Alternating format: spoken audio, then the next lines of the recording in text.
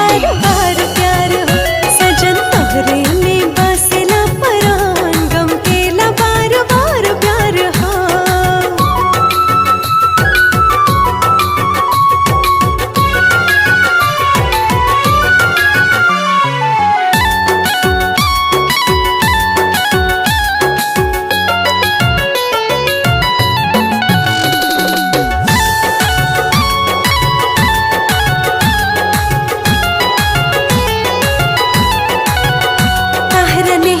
के डोर में बंधा गईनी, प्रीत के रंग में राजा जी रंगा गईनी। हाँ, तोहरा नैया के डोर में बंधा गईनी, प्रीत के रंग में राजा जी रंगा गईनी।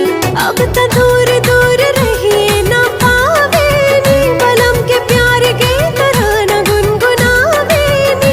कहस मेहंदी के रंग चटकार हो। ए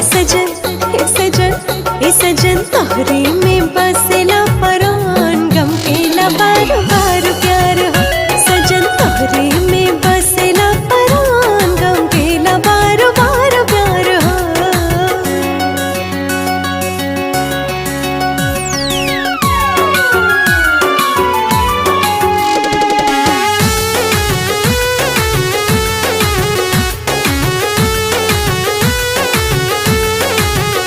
दुगो दहिया में एक धड़कन बाटे, कबहू छूटे नाही ऐसन लगन बाटे।